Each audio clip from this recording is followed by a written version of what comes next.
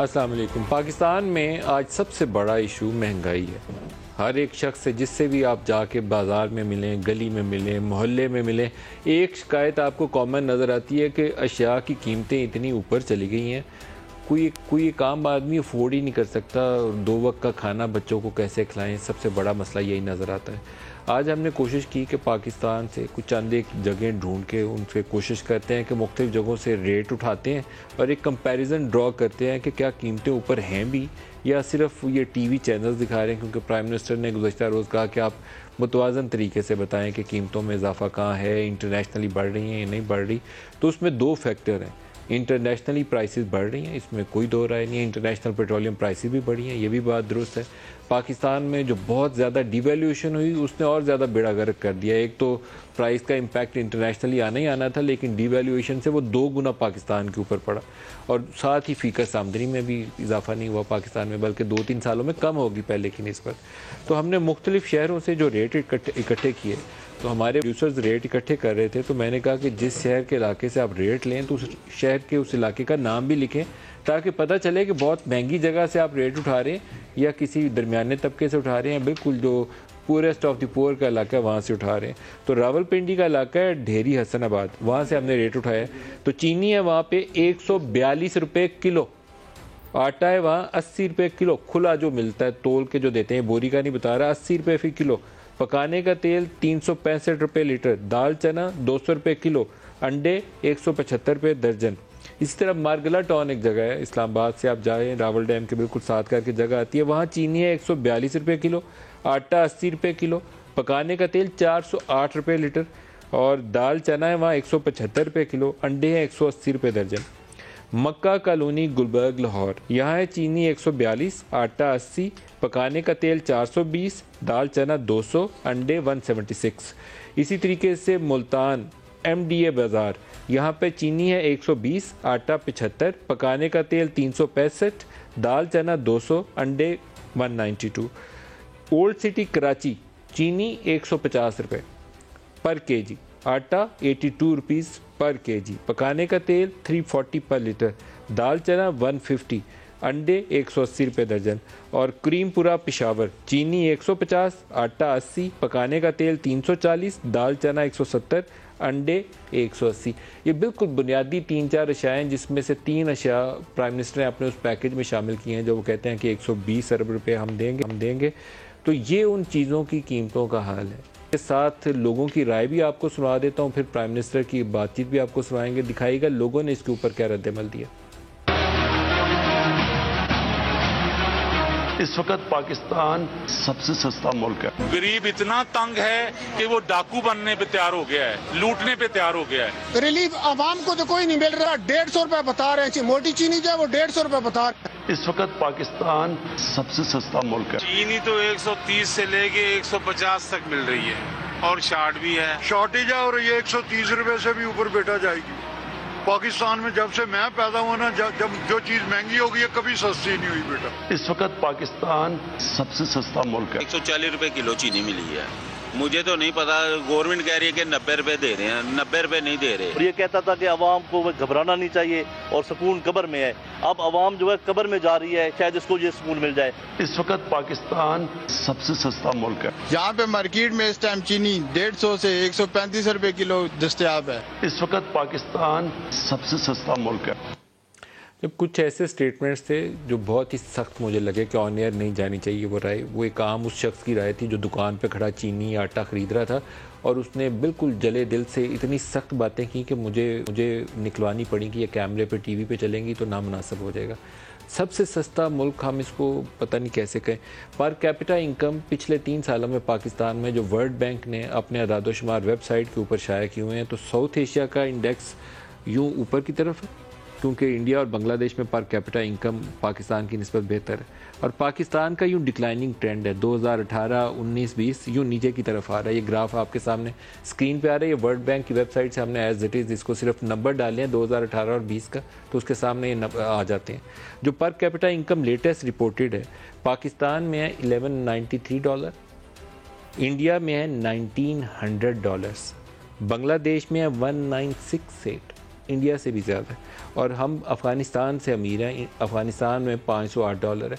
تو پاکستانی پھر کیسے زندہ رہے گا؟ کچھ فیصلہ کرنا پڑے گا ہمیں بنیادی اشیاء کے متعلق کہ یہاں پہ لوگوں کو زندہ رہنا ہے تو وہ کیسے رہیں گے، ان کی آمدن کیسے بڑھے گی، وہ سروائیو کیسے کریں گے، بچوں کو اسکول بھیجنا ہے یا نہیں، یوٹیلیٹی بلز کیسے دیں گے. یہ 3-4 چیزوں کے اوپر ہمیں باقاعدہ بحث کرنی چاہیے، پارلیمنٹ کے اندر کچھ ٹائم سرو کرنا چاہیے. جو آج ہمارے ساتھ شرکا ہیں دونوں اس شعبے سے ایکسپرٹ ہیں، ان کی رائے جو ہے اس میں کافی وزن ہوگا، اور ان کی کئی ہوئی باتوں سے اگر کوئی پلان بنانے کی کوشش کی جائے تو کوئی راستہ بھی نکل سکتا ہے. خسرو بختیار صاحب ہیں، وزیر صنعت و پیداوار، پاکستان تحریک انصاف سے ہمارے ساتھ. خسرو صاحب very warm welcome. Ahsan Iqbal صاحب سینئر رہنما PMLN اور یہ پلاننگ کمیشن کو بھی ہیڈ کرتے رہے اور انٹیریئر منسٹری کو بھی ہیڈ کرتے رہے، آپ کو بھی ویری وارم ویلکم احسن صاحب. خسرو صاحب، پرائم منسٹر تو کہتے ہیں سب سے سستا ملک ہے، لیکن گراؤنڈ ریالٹیز اس سے میچ نہیں کرتی، اس کو آپ کیسے ڈیفائن کرتے ہیں؟ جی دیکھیں، اس وقت افراط زر کی قیمتیں پوری دنیا میں زیادہ ہوئی ہیں. آج ہی آپ نے دیکھا ہوگا بلومبرگ نے کہا ہے کہ یورپ OECD کی جو ممالک ہیں وہاں انرجی کاسٹ بڑھنے سے 5%، 4.6% انفلیشن آ گئی ہے. انڈیا بنگلہ دیش کا بھی انفلیشن دیکھا ہے. عرض سن لیں. ہمارے پاس 2 فیکٹرز ہوئے پاکستان میں. ایک جو ہم نے پچھلے 2013 سے 2018 تک روپے کو مصنوعی طور پہ رکھا، جب اس کو کریکشن آئی روپے کی اور ڈالر کی قیمت میں، تو جو ہم چیزیں امپورٹ کرتے ہیں، اب آپ کا انرجی امپورٹڈ ہے تقریباً سوائے ہائیڈل کے، یا تھوڑی بہت ہماری رینیوبل انرجی جس پر ہم زیادہ فوکس کر رہے ہیں. LNG کی قیمت دگنی ہوئی، کول کی قیمت دگنی ہوئی، فرنس آئل کی قیمت بیٹھے احسن صاحب ان کے دور میں تو 32 بیرل پر ڈالر پہ تھی. 32 اب 10 سالوں کی ایوریج لیں تو ایک وہ شارٹ پیریڈ ہے کے دور کا جس میں قیمتیں گر گئیں. وہ ڈیفلیشن تھی دنیا میں. دنیا میں ایک سائیکلز آتے ہیں انفلیشن کا اور ڈیفلیشن کا، ڈیپینڈ کرتا ہے پروڈکشن اور کنزمپشن کے فیکٹر سے. پھر کراپ سیکٹر، اب آٹے کی قیمت کیوں بڑھ رہی ہے، چینی کی قیمت کیوں بڑھی؟ یہ جو زرعی اجناس ہیں دنیا کے اندر اس وقت 23% ان کی قیمتیں بڑھی ہوئی ہیں. پاکستان میں اس لیے بڑھ گئی کہ ہماری ہر سال تقریباً 50 لاکھ ہم آبادی بڑھا رہے ہیں، مگر 5 سال ان کے دور کی 2013 سے 18 تک ہمارا کراپ سیکٹر صرف 0.5% گروتھ کی.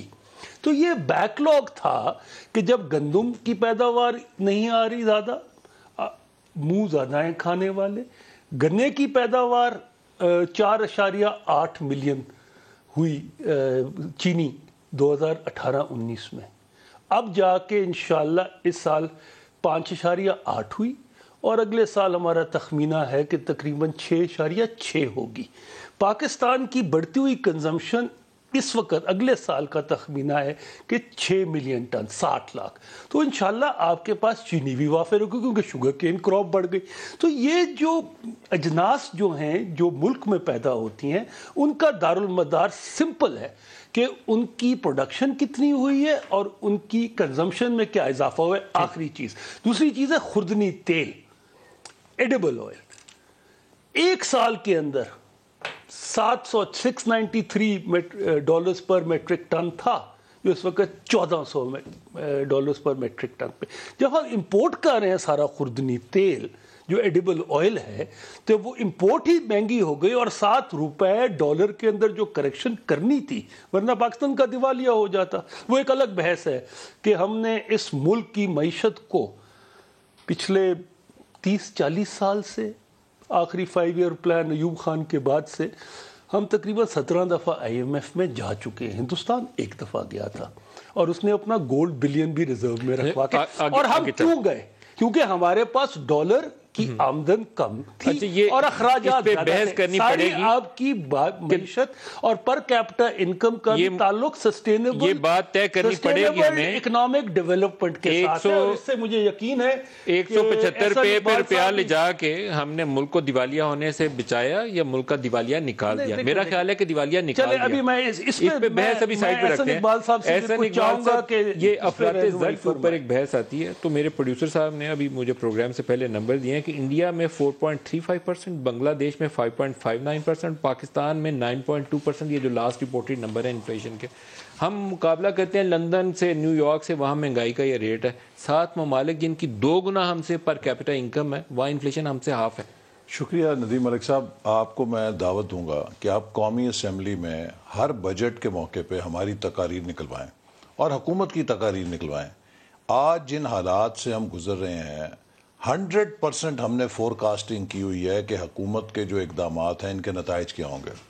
سوال یہ ہے کہ آج 4تھے سال اپنی حکومت کے ایک فاضل جو وفاقی وزیر ہیں جو بھی دلائل دے رہے تھے، تو انہوں نے اتنی دفعہ انشاءاللہ کا لفظ استعمال کیا تو میرا چلا گیا دھیان ایک کتاب کی طرف جو ایک صحافی تھے امریکہ کے، وہ مڈل ایسٹ میں گئے.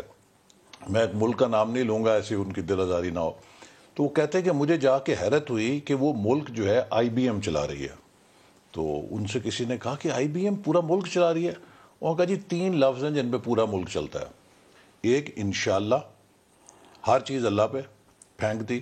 دوسرا بکرا، ہر چیز ٹمورو، آج کچھ نہیں ہے ہر چیز ٹمورو. ہم پہلے سال سنتے تھے بس یہ سال مشکل، اگلا سال ٹھیک ہوگا. دوسرا سال آیا سنا کہ نہیں بس بکرا، اگلا سال ٹھیک ہوگا، یہ سال گزار لیں. آج تیسرے سال میں ہمیں یہ بتایا جا رہا ہے کہ چوتھا ٹھیک ہوگا. تو تیسرا مالش، کہ جب کچھ نہیں ہوتا نیور مائنڈ مٹی پاؤ. تو یہ حکومت بھی ہمیں پچھلے 4 سال سے ٹرک کے پیچھے بتی پہ لگایا ہوا ہے نئے پاکستان کی. دیکھیے جو آپ نے بھی نشاندہی کی، مدر آف آل مسٹیکس کیا تھی؟ ڈیویلیویشن. پاکستان ایک لارجلی امپورٹ بیسڈ اکانومی ہے. جب آپ بغیر سوچے سمجھے ملک کی کرنسی کو ڈیویلیو کریں گے، اب یہ جو دنیا کی بتا رہے ہیں انفلیشن، اگر ہم نے میسو ڈیویلیویشن نہ کی ہوتی تو شاید اس انٹرنیشنل گلوبل انفلیشن کا پارشل امپیکٹ آتا. لیکن اگر اس کا 15% امپیکٹ ہے گلوبل انفلیشن کا، تو اس میں ہم نے 85% امپیکٹ ڈیویلیویشن کا ڈال دیا ہے. وہ تو ہمارا اپنا فیصلہ ہے، حکومت کا اپنا فیصلہ ہے، بغیر سوچے سمجھے پتہ نہیں IMF کے کہنے اوپر کیا ہے، کس کے مشورے کے اوپر کیا ہے. میرا خیال ہے کہ آج آپ دیکھیے تیل آپ امپورٹ کرتے ہیں، جب آپ ڈیویلیو کریں گے وہ مہنگا ہوگا. جب آپ تیل مہنگا کریں گے، بجلی آپ امپورٹڈ را مٹیریل سے لیتے ہیں، بجلی مہنگی ہوگی. جب بجلی مہنگی کریں گے ہر چیز کی کاسٹ ایک سائیکل ہے. پاکستان کی جو انفلیشن ایکویشن ہے اس میں POL اور یوٹیلیٹیز کا سب سے بڑا کنٹریبیوشن ہے، چونکہ یہ کاسٹ پش فیکٹرز ہیں. جو ہی آپ انہیں بڑھاتے ہیں اس سے ایک لہر ہے، سونامی ہے جو مہنگائی کا آپ ٹریگر کر دیتے ہیں. اور ظلم خدا کا، آج تک 70 سال میں کسی نے 10 روپے لیٹر، 12 روپے 50 پیسے ڈیزل کا فی لیٹر اتنا میسو اضافہ نہیں کیا. These are called in economic policy shocks. آپ اکانومی کو اتنا شوق نہیں دیتے کہ جھٹکا نہیں دیتے کہ اتنا بڑا میسو آپ اس سے امپیکٹ کریں جس سے کہ ایک اسپائرل ایفیکٹ آ جائے. یہ جو ریسنٹ فیز ہے ڈیویلیوشن کا، اس میں 152 سے 175 پہ گئے تھے، 170 پہ اب آئے ہیں. اگر یہ 152 ہی ہو تو جو آپ کو پیٹرول کی انکریز کا امپیکٹ ہے وہ 2 روپے یا 3 روپے پہ پڑتا ہے. جی. اور اب یہ الیکٹریسٹی پرائسز پہ بھی جانا ہے کیونکہ وہاں فیول کاسٹ ایڈ ہونی ہے. یہ جو بھی بیٹھ کے فائنانس منسٹری میں ان کو فارمولے بتا رہا ہے وہ ہمیں ڈبوتا جا رہا ہے. ادھر سے کہتا ہے قیمت بڑھاؤ، ادھر سے کہتا ہے 120 روپے پیکج دے دو روٹی کھانے کے لیے. اب آپ یہ دیکھیے، میں آپ کو تازہ ترین ان کی عقل مندی بتاؤں.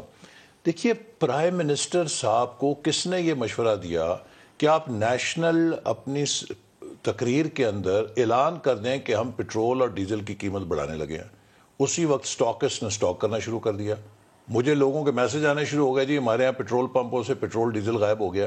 بھائی آپ نے اگر کرنا ہے تو خاموش رہیں، جس وقت کرنا ہے اس وقت کریں. آپ نے پہلے سٹاکسٹ کو اور ذخیرہ اندوزوں کو موقع دے دیا کہ وہ پیٹرول جو ہے وہ سٹور کرنا شروع کر دیں تاکہ اس کی قیمت بڑھنے والی اس پہ منافع خوری کریں، جو ایک کامن سینس ہے اکنامک مینجمنٹ کی. مجھے افسوس سے کہنا پڑتا ہے کہ یہ حکومت اس کامن سینس سے بھی آ رہی ہے. ایک اور سوال ہے، کامن سینس سوال آپ نے ذکر کیا کہ 2018-19 کے اندر چینی کی اتنی پیداوار تھی، اگلے سال ہمارے یہاں 6 ملین ٹن ہو جائے گی جو ضروریات کے مطابق ہوگی. جب آپ کو پتہ تھا کہ آپ کے پاس چینی نہیں ہے، پھر آپ نے ایکسپورٹ کرنے کا فیصلہ کیسے کیا؟ آپ کو پتہ تھا آپ کے پاس ویٹ جو ہے انف سٹاکس اویلیبل نہیں ہے، KP کے اندر پروکیورمنٹ اتنی نہیں ہوئی جتنی ہونی چاہیے تھی. آپ نے فیڈ سٹاک کو ویٹ بیچنے کا فیصلہ کیوں کیا؟ اب ہم چینی بھی امپورٹ کر رہے ہیں، ہم ویٹ بھی امپورٹ کر رہے ہیں، and for last 3 years even before corona 15% food inflation Pakistan کو ہٹ کیا. It is miss management sir, it is miss management. دیکھیں آپ کو یہ پتہ نہیں ہے کہ آپ کی پروجیکشنز کتنی ہے, ریکوائرمنٹ کتنی ہے. آبادی 50 لاکھ اب نہیں بڑھنی شروع ہوئی سر, ہم انڈیپینڈنس سے اس سے زیادہ ریٹ سے گرو کر رہے ہیں. یہ ایک پرابلم ہے لیکن ایسے ہی ہے. دیکھیں یہ بہت دفعہ یہ پچھلے 3 سال سے اس پہ بحث ہوتی رہی, تو میں ابھی اس پہ دوبارہ آتا ہوں آپ کے پاس. پہلے جو بڑی اہم باتیں ہو رہی ہیں, دیکھیں ہمارا یہ مقصد صرف سے زیادہ اہم ہے, it relates to your mismanagement, your capacity of government. Nadeem صاحب ایک تو مجھے لگ رہا ہے کہ 2 against 1 تو میں ڈسکشن کروں تو ٹائم بھی اب تو 22 کروڑ اگینسٹ 1 آپ کو نظر آئیں گے, پوری قوم ایک طرف کھڑی ہے. الیکشن میں آپ کو اندازہ ہو جائے گا جب بھی لوکل گورنمنٹ کے ہوں گے. میری عرض یہ ہے کہ گندم کی جو پیداوار تھی پنجاب کے پاس, ایک سٹاک 3 سال تک آپ نہیں رکھ سکتے, گندم کا خراب ہو جاتا ہے. تو پنجاب حکومت نے فیصلہ کیا کیونکہ میز جو ایک خوراک ہوتی ہے آپ کی اس کی موسٹلی پوٹری کی, وہ میز مہنگی ہو گئی, تو گندم کی ایک ڈیمانڈ جنریٹ ہو گئی مارکیٹ میں, اور آپ سٹاک رکھ نہیں سکتے نا, 3 سال سے اوپر کی گندم کا سٹاک نہیں رہ سکتا. تو انہوں نے وہ فیصلہ کیا. البتہ in terms of sugar export import, اس کو آپ نے دیکھا انکوائری بھی ہوئی ہے, اس پہ کچھ سوالات بھی پوچھے گئے ہیں کہ ایکسپورٹ کیوں کی گئی جب یہ شارٹیجز تھیں یا کیلکولیشن صحیح نہیں ہوئی. تو اس کی بڑی ڈیٹیلڈ آپ کے پاس انکوائری رپورٹس ہیں, وہ دیکھ لیں. میں آپ سے یہ کہہ رہا ہوں کہ انشاءاللہ اب سیزن شروع ہو گیا, سندھ میں 5 ملیں کرشنگ کر رہی ہیں. 15 نومبر سے پنجاب میں شروع ہو جائے گا, ساؤتھ پنجاب میں. میں اصل بات پہ آ رہا ہوں. نہیں شوگر نہیں ہے, جو کیپیسٹی جو ہے نا, نہیں آپ کی کیپیسٹی کے اوپر مجھے سوال کرنا ہے. یہ ایک سر مجھے سوال کر لینے, ایک چینی کا ایشو ہے جس کی آپ کی پور مینجمنٹ سے پرائسز بڑھی, پھر ویٹ کا ایشو ہے آٹا جس کی آپ کی پور مینجمنٹ سے پرائسز بڑھی ہیں. پی او ایل آپ نے قیمت گھٹانے کا پہلے جیسے یہ کہتے ہیں نا ایڈوانس میں بڑھانے کا اعلان کیا, آپ نے کم کرنے کا اعلان کر دیا تھا, اس وقت بھی وہ پیٹرول غائب ہو گیا. 200 ارب کی کمپنیوں نے منافع کمایا, ہماری جیبوں سے لوٹ کے لے گئے. L N G prime minister نے کہا شارٹیجز ہوں گی. کیوں ہوں گی؟ کیونکہ you fail to buy those ships جو ہمیں اس ونٹر منتھس کے اندر سپلائی کر سکتے ہیں. It all relates to your governance capacity as we have got, ہم نے سب سے اچھا ایل این جی کا کانٹریکٹ کیا ہے جو اس ملک کو اربوں روپے بچائے گا, سب سے سستا. اللہ پاک کرم بچائے گا ہے, اللہ پاک کرم کرے, ونٹر میں گیس آئے گی تو پھر بتائیں گے. ہم اپنا ٹرمینل جو نیا آ رہا ہے وہ حکومت پہ بوجھ نہیں ہے ان کی طرح کے 2 کروڑ روپے ہر دن کے ہم اس ٹرمینل کو دے پرائیویٹ آپریٹر کو, کہ حکومت نے وہ اون کر لیا ہے. ہم نے جو بجلی کے اب معاہدے کیے ہیں وہ کمپیٹیٹو ریٹس پہ کیے اور کمپیٹیٹو بڈنگ پہ کیے, اور جب ضرورت ہوگی تو لیں گے, ان کی طرح نہیں کہ کیپیسٹی چارجز پڑتے رہیں. اب میرا سوال آپ سے بھی ہے اور احسن اقبال صاحب سے بھی ہے. میں بھی کچھ عرصہ پلاننگ میں رہ گیا ہوں, پلاننگ منسٹری میں, اور ان کا مجھ سے کافی زیادہ تجربہ ہے سیاست میں بھی. مجھے یہ بتائیے کہ ہم 17 دفعہ آئی ایم ایف کے پاس کیوں گئے؟ آپ 2013 میں کیوں گئے آئی ایم ایف کے پاس؟ پیپلز پارٹی 2008 میں کیوں گئی؟ اس کا جواب پہلے دیجیے سر. اس کا جواب تاکہ پھر میں آپ کے اس کو روپے ڈالر صاحب, اگر آپ کو اس کا جواب پتا ہوتا تو آپ 15.5 ارب ڈالر کا ٹریڈ ڈیفیسٹ کر کے ابھی ہمیں یہ نہ بتا رہے ہوتے کہ پاکستان کیا باتیں کر رہے ہیں آپ, خدا کا نام لیں. 4 مہینوں میں 15.6 بلین ڈالر. آپ نے ٹریڈ ڈیفیسٹ کو ٹچ کیا. پہلے مجھے اس کا جواب لینے دیں, پھر میں آپ کا ٹریڈ ڈیفیسٹ میں اس پہ بھی آ جاتا ہوں. میرے بھائی جواب ہم نے نہیں دینا, حکومت آپ ہیں, آپ نے جواب دینا. اچھا میں جواب دیں. میں جواب پہلے دیکھیے ہم نے آپ آئی ایم ایف کے بعد پاکستان کیوں جاتا دیکھیے پاکستان کے آئی ایم ایف کے پاس جانے کی ملٹیپل وجوہات رہی ہیں, لیکن میرے نزدیک اگر آپ 70 سال میں ایک بنیادی فیکٹرز پوچھیں کہ پاکستان کیوں پیچھے رہ گیا باقی ملکوں سے, تو ہماری پولیٹیکل انسٹیبلٹی اور پالیسیز کا عدم تسلسل, جس سے کہ ہم کبھی ایک پائیدار گروتھ پہ نہیں جا سکے. ہم جب آئے تو ہمیں بھی ایک بہت بڑا ڈیفیسٹ ملا اور بیلنس آف پیمنٹ کا کرائسس تھا. ہم اگر آئی ایم ایف کے پاس گئے, ہم نے آئی ایم ایف کے ساتھ ایک پرو پیپل پیکج نیگوشیٹ کیا اور ہم نے کامیابی سے اس کو مکمل بھی کیا. سر کوئی پرو پیپل نام کی چیز نہیں ہے, ہماری ناکامی ہے, ہم اپنی برآمدات نہیں بڑھا سکے. بنگلہ دیش $45 بلین بیچ رہے ہیں. ساری اچھی کرتے میں آپ کی بات کے اوپر آتا ہوں. دیکھیے ہم کیوں نہیں برآمدات بڑھا سکے؟ برآمدات نہ بڑھانے کی وجہ, جس ملک میں 18 گھنٹے بجلی نہیں ہوگی, جس ملک کے اندر ہر روز کوئی خودکش بمبار پھٹے گا, جس ملک کے ایکسپورٹ ہب کے اندر ہر روز کلنگز جو ہیں جس دن سنگل ڈیجٹ ہوں گی لوگ کہیں گے آج بڑا امن کا دن گزرا تھا. 9/11 کے بعد یہ پاکستان کی ایک ریالٹی تھی. یہ لہٰذا وہاں پہ آپ کا کوئی جو انٹرنیشنل بائر ہے نا, ایک نیو یارک میں بہت بڑا امپورٹر تھا جو وہاں پہ لے کر آیا کرتا تھا, اس سے کسی نے پوچھا کہ تمہارا بزنس کیا ہے, اس نے کہا کہ آئی سیل ریلائبلٹی. اس نے پروڈکٹ نہیں بتائی.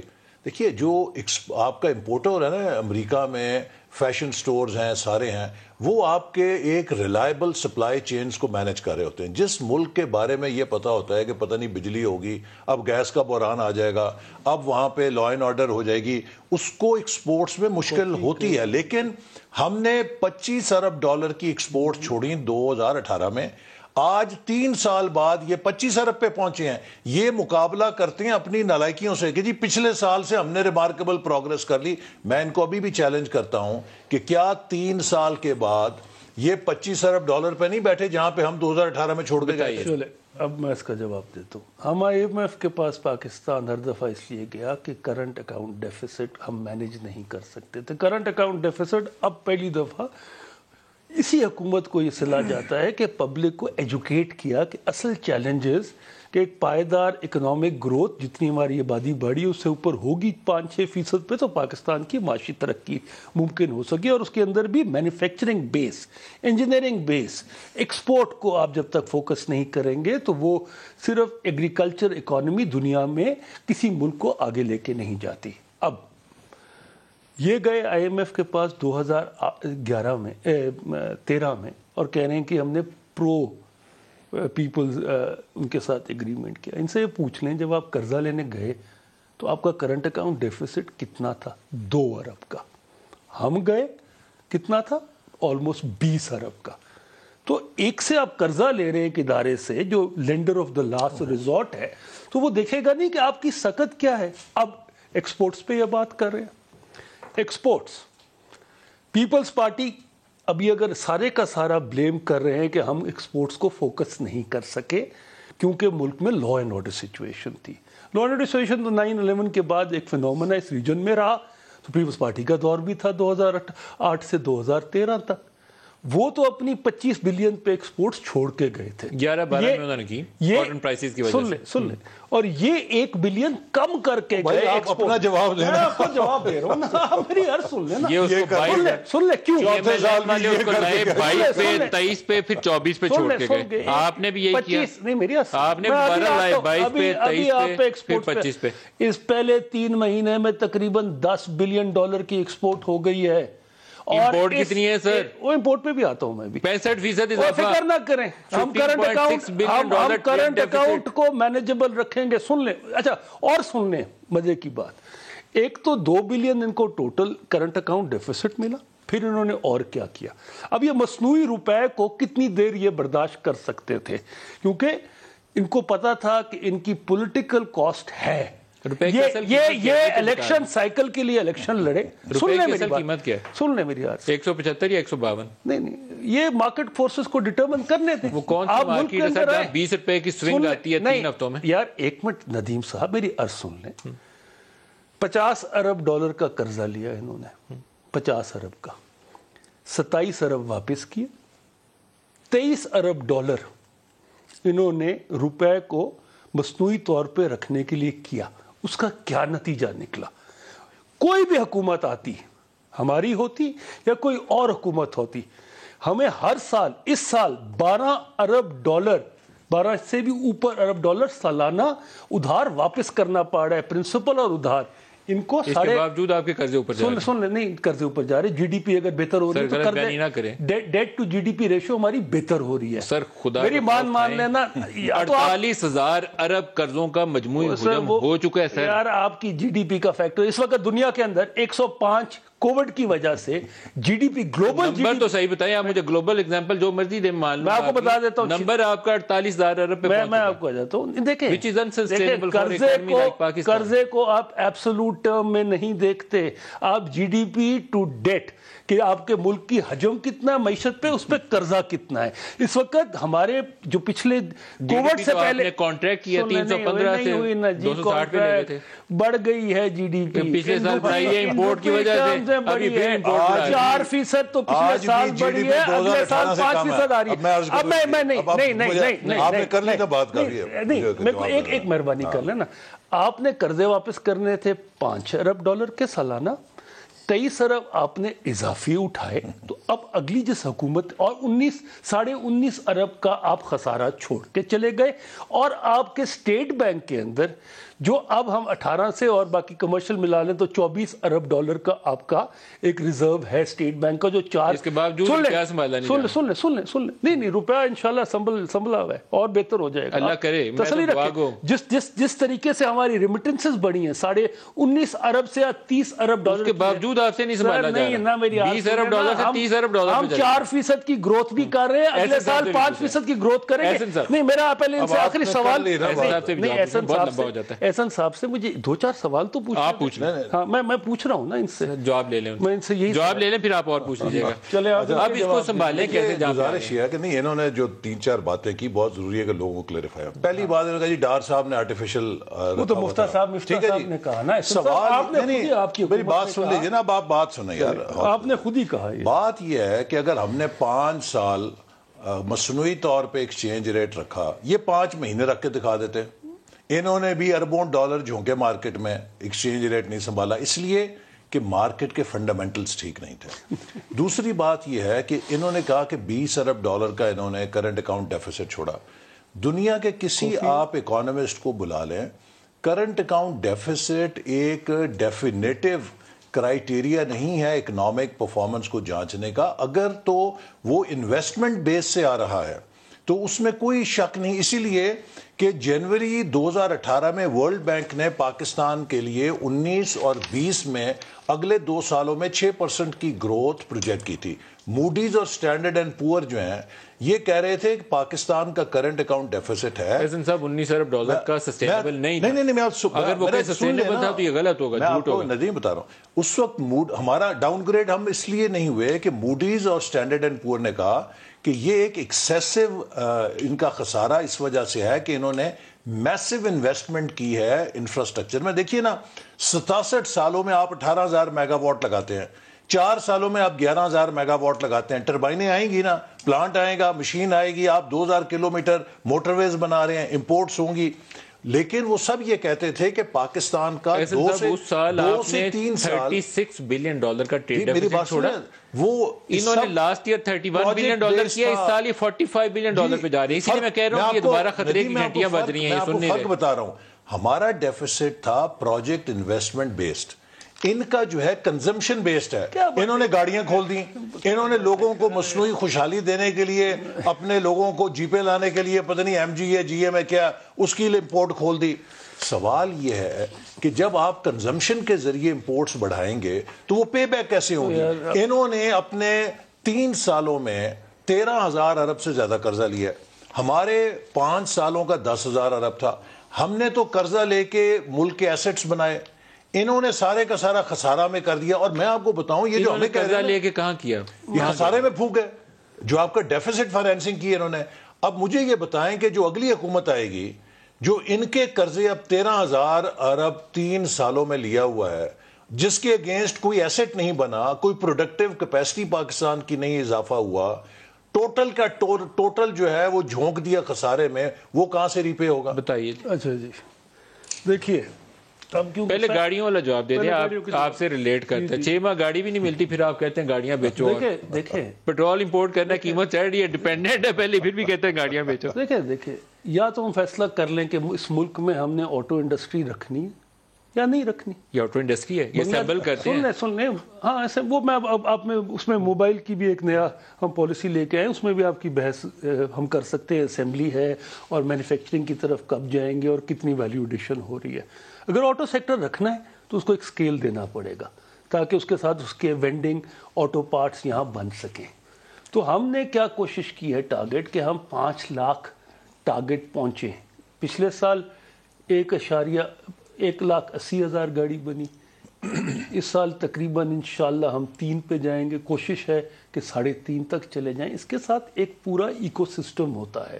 آٹو پارٹس جب سکیل آتے ہیں تو پھر وینڈر آتا ہے بیچ میں, اور ہم اس کو ایکسپورٹ مارکیٹ کے ساتھ لنک کر رہے ہیں. آج آپ کے اللہ کے فضل سے موٹر سائیکلز 30 لاکھ سے اوپر بن رہے ہیں جو ایکسپورٹ ہو رہے ہیں. ٹریکٹرز آپ کے بھی کاروں میں آپ کی اکانومیز آف سکیل والا کنسپٹ ایگزسٹ نہیں کرتا ابھی تک. معذرت کے ساتھ آپ نے 10 پارٹیاں مارکیٹ میں ڈالی ہوئی ہیں, وہ پرزے باہر سے منگا کے جوڑ کے ہمیں گاڑی دیتے ہیں 6 مہینے بعد پیسے ایڈوانس لے کے میرے سے. تو وہ بلیک مارکیٹنگ اور منافع کا جو طریقہ ہے نا, ابھی آٹو پہلے کیبنٹ میں جا رہی ہے, ECC کو بھیج دی ہے. آپ نے ان کو کھلی اجازت دی ہے پیسہ لوٹو. نہیں, وہ ہم تو ان کے اوپر بڑا ریگولیٹری فریم ورک لے کے آ رہے ہیں جو ان کی آٹو پالیسی میں نہیں تھا. ہم ان کی کوالٹی پہ بھی اور پرائس چیک پہ بھی, یہ پورا لمبی بحث ہو جائے گی. لیکن اب میں اس طرف آ رہا ہوں کہ فیکٹرز آف پروڈکٹیوٹی کیا ہوتے ہیں. یہ کہہ رہے ہیں کنزمپشن بیسڈ ہے. 23% فرٹیلائزر کنزمپشن بڑھ گئی ہے. اس وقت آپ کو پتہ ہے یوریا کی قیمت کیا ہے دنیا میں؟ 10,000 روپے سے اوپر. پاکستان میں ابھی 1800 کی ہے. ہم نے پچھلے سال بھی امپورٹ نہیں کی, ابھی تک ہم نے امپورٹ نہیں کی ہے. لوکل پروڈکشن ہم ایکسپینڈ کر رہے ہیں. دوسرا, آٹو کا انہوں نے بتا دیا, ٹیکسٹائل سیکٹر. ٹیکسٹائل سیکٹر جو ٹرف فائنینسنگ کی ہے, ہم نے کیا کیا ہے, ہم نے اپنی ایکسپورٹس کو بڑھانے کے لیے ٹیکسٹائل سیکٹر کو توجہ دی. انہوں نے ٹیکسٹائل سیکٹر کی بہت نیچے آ گئی تھی. اس سال اگر جنوری کے اندر ان کی ٹرف فائنینسنگ سے جو ان کی مشینری لگ جاتی ہے تو انشاءاللہ اس صرف ٹیکسٹائل سیکٹر جو پچھلے سال 16 بلین تھا, اس سال 21 سے 22 بلین ڈالر پہ جائے گا. ہمارا ایکسپورٹ ٹارگٹ 27 بلین کا تھا اس سال, اور مجھے توقع ہے جو نمبرز آ رہے ہیں کہ ہم 30 بلین کو انشاءاللہ پہنچ جائیں گے. سن لیں, ساتھ ہمارے ریمیٹنسز بڑھے, یہ 19.5 بلین سے 30 بلین تک, تو 11 بلین ہم نے وہاں بڑھایا. اور انشاءاللہ ایکسپورٹس میں صرف گڈز کی بتا رہا ہوں میں آپ کو, سروسز IT کی 1 بلین یہ دے کے گئے تھے, 2.5 بلین پہ آ گئی, انشاءاللہ 3.5 پہ جائیں گی. سروسز کو بھی 7-8 پہ لے کے جا رہے ہیں. تو ہم نے فوکس کیا کیا, اگر ملک نے گرو کرنا ہے 6% پہ جو پاکستان کی اشد ضرورت ہے, تو ہمیں اپنا کرنٹ اکاؤنٹ ڈالر مینج کرنا پڑے گا. ایک احسن صاحب سے بھی سوال کریں. میری آخری بات بہت ہو جاتا ہے. نہیں, ایک ندیم صاحب جو انہوں نے جو کھلواڑ انہوں نے پاکستان کے چوتھے سال اب ہمارے کھلواڑ نہ رو, اب اپنے کھلواڑ کی بات کریں جو 3 سال میں 3 سالوں میں جو ایوریج گروتھ ہمارے سامنے, اور پاپولیشن پاکستان کی پاپولیشن تقریباً 2.4%, 2.2% اس کی گروتھ ہے. ہمیں اگر اپنی اس آبادی کو جو نوجوان شامل ہو رہے ہیں ورک فورس میں اگر اکاموڈیٹ کرنا ہے تو ہمیں تقریباً کلوز ٹو 2 ملین جابس چاہیے پر اینم, اور وہ جابس پیدا کرنے کے لیے we must grow 6 to 8%. Over sustained ایک ڈیکیڈ 2 ڈیکیڈ کی گروتھ چاہیے ہمیں. 3 سالوں کی ایوریج گروتھ ریٹ کتنی ان کی؟ تو میرا خیال ہے 2% ہوگی بمشکل. دیکھیں بات, اور اس کا مطلب ہے کہ ہم نے جو نئی لیبر فورس کی پاپولیشن ہم نے 0 گروتھ ریٹ پہ رہے ہیں ہم. اگر ان کے 3 سالوں کو آپ اکٹھا کریں تو ہماری جو گروتھ ریٹ ہے افیکٹولی وہ مائنس میں نیگیٹو ہوگی, چونکہ جو پاپولیشن گروتھ ریٹ تو 2.4 سے چل رہی ہے, لیکن 3 سالوں کی ایوریج بمشکل 2.4 میں جو نئی لیبر فورس مارکیٹ میں آئی ہوگی اس کے لیے کوئی جاب نہیں. اس کے لیے کوئی جاب نہیں, بلکہ جو لوگ لگے ہوئے تھے تقریباً مارکیٹ میں اکانومسٹ کے یہاں پہ تخمینے ہیں 40 لاکھ کے قریب لوگ برسر روزگار بے روزگار ہو چکے ہیں. کانٹریکشن ہوئی ہے جاب مارکیٹ کا بڑا فیکٹر جی, لیکن یہ کانٹریکشن کووڈ سے پہلے شروع ہو گئی تھی.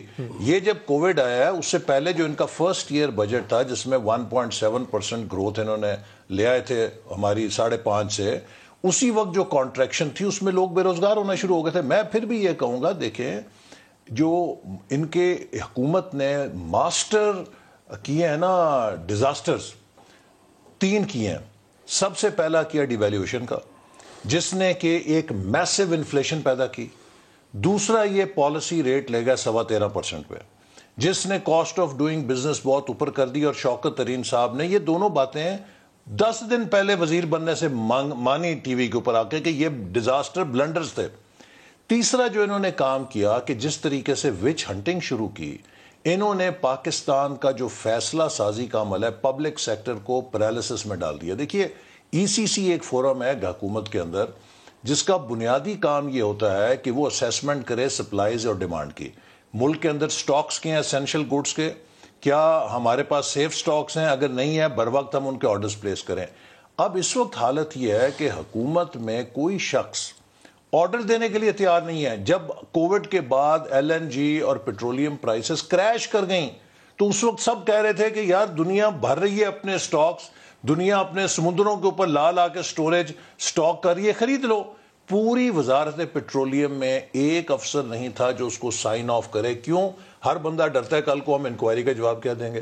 انہوں نے جو ایک خوف و ہراس, اب میرا جو ایک بوگس انہوں نے بنایا ریفرنس منسٹری آف پلاننگ, جہاں یہ رہے, ان کو پتا ہوگا, 15-20 افسروں کو بلا کے بھئی یہ آپ کا اریسٹ وارنٹ ہے, یہ سٹیٹمنٹ ہے وزیر کے خلاف, سائن کرو. وہ جو افسر ان کی اس ٹارچر خانے یا قوبت خانے سے آتا ہے, وہ کانوں کو افسر آ کے ہاتھ لگاتا ہے کہ میرے فرشتوں کی توبہ, آئندہ میں کسی پروجیکٹ پہ, کسی معاہدے پہ, کسی ڈیسیجن پہ سائن نہیں کروں گا. اچھا, ایک بریک قریب آ گئی ہے, بریک لے لیں, بریک سے واپس آتے ہیں. تو ایک اور بڑا ایشو ہے, پرائم منسٹر نے آج اسپیچ میں بھی اس کا ذکر کیا کہ کسی کرپٹ جو اپوزیشن لیڈر ہے اس سے وہ ہاتھ ملانے پہ تیار نہیں ہے. یہ ندیم صاحب موجودہ سیناریو میں یہ کہاں ریلیٹ کرتا ہے؟ میں بریک کے بعد اس پہ آپ کو دکھاتا بھی ہوں اور اس پہ مزید اپنے مہمانوں سے بھی پوچھیں گے. ہمارے ساتھ رہیے.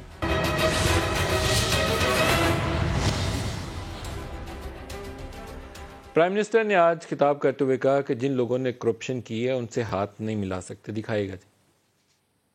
سارے مجھے کہتے جی آپ کیوں یہ ان کے پیچھے کرپشن پڑے رہتے ہیں, ان دو بڑی خاندانوں کے پیچھے. میری ان سے کوئی ذاتی لڑائی, بلکہ میری تو دوستیاں ہوتی تھی ان سے. مجھے کہتے ہیں جی وہ اپوزیشن لیڈر ہے, آپ اسے ہاتھ نہیں ملاتے. اس کے اوپر اربوں روپے کے کرپشن کے کیسز ہیں, میں اس کے اوپر ہاتھ ملاتا ہوں تو میں ایکسیپٹ کروا دیتا ہوں معاشرے میں کہ بری چیز ہی نہیں ہے یہ. انگلینڈ کے اندر کبھی کسی ایک پولیٹیشین کے اوپر صرف الزام لگ جائے نا کہ اس نے پبلک کا پیسہ چوری کیا, کوئی اس کو اینکر ٹی وی پہ بٹھا دے, مجال ہے کہ پارلیمنٹ میں وہ گھس سکے, جب تک وہ اپنے آپ کو کلیئر نہیں کرتا وہاں یہ تصور بھی نہیں ہے کہ اربوں روپے کی کرپشن اور وہ جا کے اسمبلی میں 2-2 گھنٹے کی تقریریں کر رہا ہے. کرپشن کرنا ایک برا فعل ہے اور اس شخص کو شرم آنی چاہیے جو بھی کرپشن میں ملوث. اور پرائم منسٹر کہتے ہیں کہ کرپٹ لوگوں سے ہاتھ نہیں ملانا چاہیے, تو کرپٹ لوگوں کو کابینہ میں بھی نہیں ہونا چاہیے. پرائم منسٹر خود جن لوگوں پہ الزام عائد کرتے تھے مافیاز کہہ کے, وہ ان کی کابینہ کا حصہ ہیں. لیکن پرائم منسٹر ان سے ہاتھ ملانا تو پسند نہیں کرتے. لیکن آج ہی کے دن پنجاب حکومت نے TLP کے حوالے سے ایک نوٹیفیکیشن جاری کر دیا ہے کہ کالعدم کا ان کا سٹیٹس جو ہے ختم کر دیا جائے. کالعدم انہوں نے خود قرار دیا تھا. اور دوسری خبر یہ ہے کہ انٹرنیشنل میڈیا اور سوشل میڈیا اٹھائیں تو وہ بتاتے ہیں کہ افغانستان کے اندر TTP سے بیک چینل ٹاکس جاری ہیں, اور TTP سے بھی مذاکرات ہو سکتے ہیں. تو پاکستان کا مفاد اگر اس میں ہے کہ پاکستان کے لیے ایک اکنامک ایجنڈا چاہیے, تو پھر اس کے لیے پارلیمنٹ کے اندر بیٹھ کے آپ کو بات کرنی چاہیے. یہ ایک بڑا سوال ہے میرے سامنے. مجھے معلوم نہیں ہے کتنی کرپشن شہباز شریف نے کی, 100 ارب 200 ارب 500 ارب 1000 ارب کھا لیا ہوگا. مجھے تو پاکستان کا مفاد عزیز ہے نا. اب TTP سے بات کر رہے ہیں, اب TLP سے بات کر رہے ہیں, پاکستان کے لیے پاکستانیوں سے بات نہیں کریں گے آپ؟ نہیں, کہ نیشنل اسمبلی کا فورم ہے, اس پہ ہر قسم کی ڈسکشن ہونی. کون سی ڈسکشن ہوئی ہے؟ نیب چیئرمین پہ لڑائی, الیکٹورل ریفارم پہ لڑائی, اکنامک پلان ہمارا کیا اس پہ لڑائی. پہلے دن ہی جس دن اسمبلی کا اوتھ ہوا, اس کے بعد سے جو روایتیں پڑی ہیں ابھی تک وہ ٹھیک نہیں ہو سکی. اور یہ روایتوں کو جنم آپ نے دی. ندیم صاحب دیکھیے, ہمارے بزرگ بھی رہ گئے پارلیمنٹ میں 97 سے, میں صوبائی اور اس کے بعد سے قومی اسمبلی کا حصہ ہوں. یہ تو ہماری سب پہ لازم ہے, چاہے اپوزیشن ہو چاہے حکومت ہو, کہ قومی اسمبلی جو ایک پورے ملک کی امنگوں کی عکاس ہے, جو پورے ملک کی فیصلے, اس قومی فیصلوں کی ترجمان ہے, جو کسٹوڈین ہے آپ کے ملک کی فیوچر ڈائریکشن کی, اس کی بیتوکوری اگر ہم کریں گے تو ہم کلیکٹیولی پولیٹیشینز اپنا نقصان ہی کر رہے ہیں آلریڈی. اچھا, اب لیکن میں اس سوال کا جواب احسن صاحب سے بھی لے لوں. پہلے یہ بڑے اہم ایشوز ہیں, TLP ہو, TTP ہو یا پاکستان کی اکنامک راہ ہو, پارلیمنٹ از دی فورم. دیکھیے, جو پہلا سیشن ہوا, شہباز شریف صاحب نے کہا کہ ہمیں نیشنل اکنامک چارٹر پہ بات کرنی چاہیے. نہایت ہی تضحیک آمیز طریقے سے انہوں نے اس کو رد کیا اور کہا جی لے جائیں اسٹینڈنگ کمیٹی میں, آپ کی کوئی تجویز ہے, ہم وی آر ناٹ انٹرسٹڈ.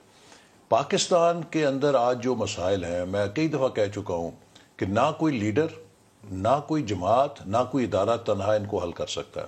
جب تک اچھا, جو قومی اسمبلی کے اندر لوگ بیٹھے ہیں, میری پسند ناپسند کی بات نہیں, وہ پاکستان کے عوام کے نمائندہ ہیں. لوگوں نے ان کو چن کے بھیجا ہے, چاہے وہ اس طرف ہیں چاہے اس طرف ہیں، اور ہمارا فرض ہے کہ ہم سب کی احترام کریں، کسی کی ذاتی پسند ناپسند کا سوال نہیں ہے۔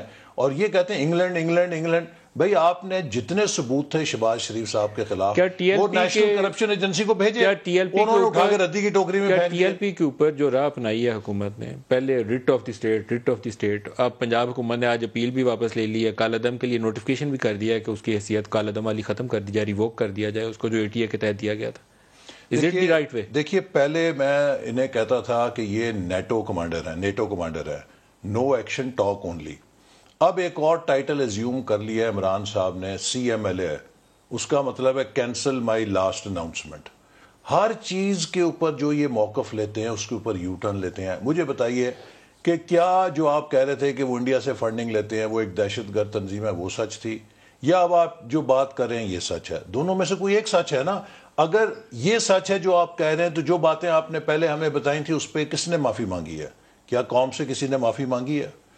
پارلیمنٹ کا حق نہیں ہے کہ اس کے سامنے وہ پارلیمنٹ وہ فارمولا ڈسکس کرتی، اس کو اپروو کرتی یا ریجیکٹ کرتی؟ یہ تو پارلیمنٹ جو ہے وہ پاکستان کا ہائیسٹ فورم ہے، اور اگر آپ نے کوئی معاہدہ کیا ہے تو اس بات کا ہم وہاں مطالبہ کریں گے، اس کو پیش کریں۔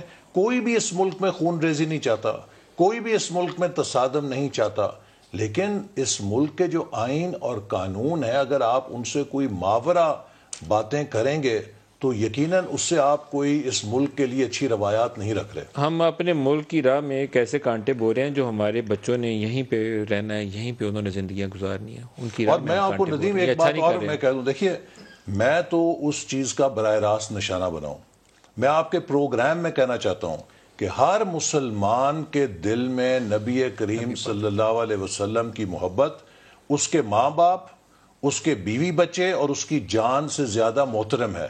اس کے اوپر کوئی جماعت یہ دعویٰ نہیں کر سکتی کہ اس کو منوپلی حاصل ہے۔ ہر کلمہ گو انسان وہ ناموس رسالت صلی اللہ علیہ وسلم کا سپاہی ہے، لہٰذا یہ اب میں نے پورا الیکشن کیسے لڑا ہے، میرے اوپر ان کی جماعت کہ جی یہ نعوذ باللہ کافر ہیں، یہ ختم نبوت پہ نہیں مانتے۔ ایک مسلمان کا تو ایمان ہی مکمل نہیں ہوتا۔ آپ آئے تھے وہاں نارووال، آپ حالات دیکھ کر آئے ہیں۔ میں نے پوری الیکشن کیمپین، اور میں نارووال کے لوگوں کو سلام کرنا چاہتا ہوں کہ جنہوں نے اس مذہبی کارڈ کو مسترد کیا۔ خسرو صاحب آپ بتائیے ہم نے راہ کون سی اختیار کرنی ہے، کانٹے بونے والی؟ نہیں، دیکھیے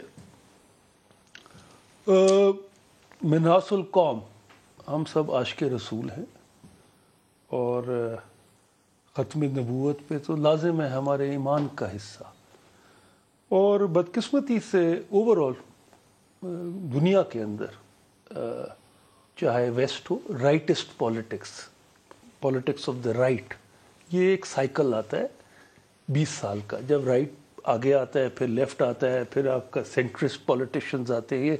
یہ جو تھے آپ کے ٹونی بلیئر اور کلنٹن کا جو دور تھا وہ سینٹرسٹ پولیٹیشنز کا تھا، پھر رائٹسٹ آئے آپ کے یہ لمبی بحث ہوتی ہے۔ یہ ایگریمنٹ جو ہے پارلیمنٹ میں کیوں نہیں لیتے؟ لیکن میرے خیال میں پارلیمنٹ میں بحث ہوگی ان چیزوں پر، لیکن اکثر دیکھیں یہ آپ نے اس کی سیکریسی مینٹین کی۔ سن لیجئے، اس وقت اکنامک چارٹر، آئی تھنک میں ایک سوال کر لوں پھر اکنامک چارٹر پہ بھی کریے گا۔ 6 نومبر کو بڑی اہم بات ہے، ٹھیک ہے 6 نومبر یا شاید 8 نومبر کو پرہیپس وہ پارلیمنٹری کمیٹی اور نیشنل سیکورٹی کی میٹنگ ہے، پرہیپس یہ بات صحیح ہے؟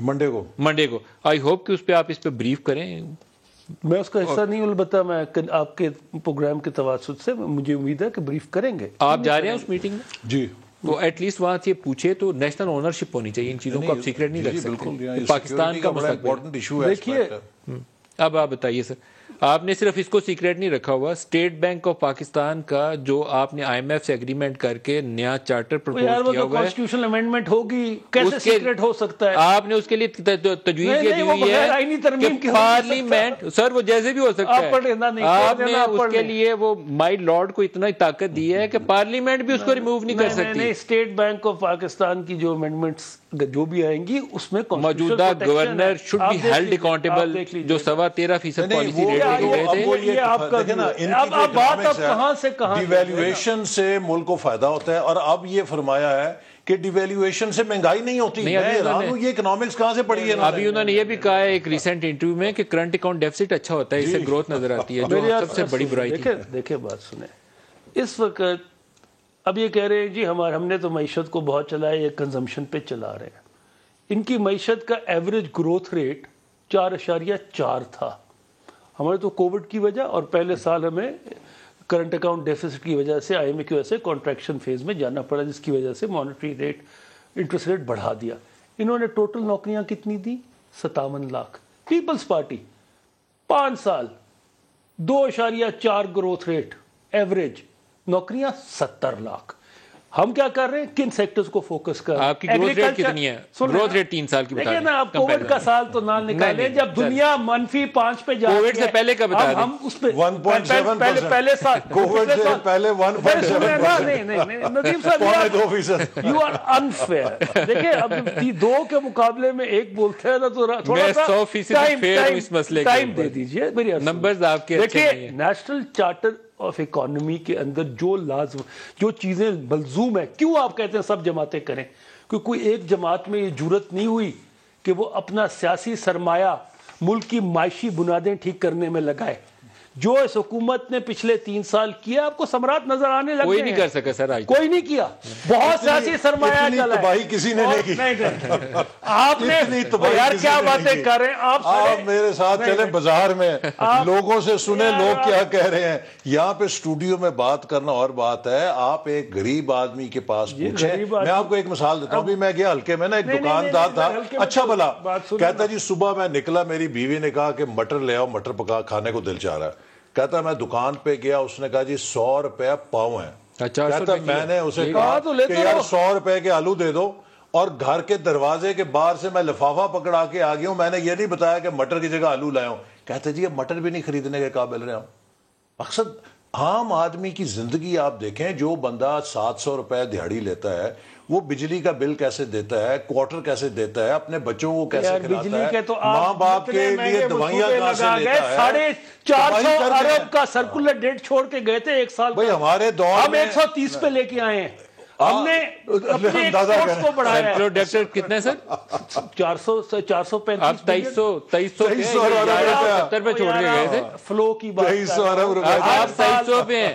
وہ نمبر بتائیں لوگوں کو جو سچ بتا چلے. تو بڑی افسوس کی بات, یہ سچ بتائیں. یہ پوچھ لیں. اچھا نمبر غلط نہیں, سچ بتا رہا ہوں. سچ بتائیں. ان کا ہر سال جو سرکولر ڈیٹ میں اضافہ ہوتا تھا وہ تقریباً 435 ارب ڈالر کا تھا. آخری سال 435 ارب روپے کا.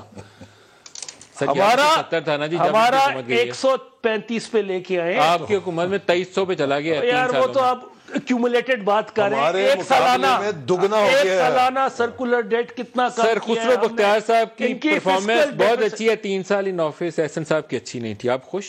نہیں, ہم نے بہت مشکل فیصلے کیے. خسرو بختیار صاحب, ہم نے پوری دنیا کا گلوبل انفلیشن تباہی کرنے کے لیے ان کو گولڈ میڈل دینا چاہیے. ہم فیل ہو گئے. اتنے بڑے خسارے چھوڑ کے گئے. گولڈ میڈل ٹرافی کے ایک حقدار ہے صرف گورنر اسٹیٹ بینک. آپ کو 2 چیزیں دیکھیے. ابھی وہ جو ایک ہاٹ منی اسکینڈل ہے, اور ابھی یہ جو ریمیٹنس کی بات کر رہے ہیں 7% کے اوپر یہ دے رہے ہیں لوگوں کو ریٹرن, جبکہ لوگ باہر سے بورو کر کے پاکستان میں لے کے. ایسے اقبال صاحب, خسرو بختیار صاحب بہت شکریہ. آج کے لیے اتنا اجازت دیجیے. اللہ حافظ.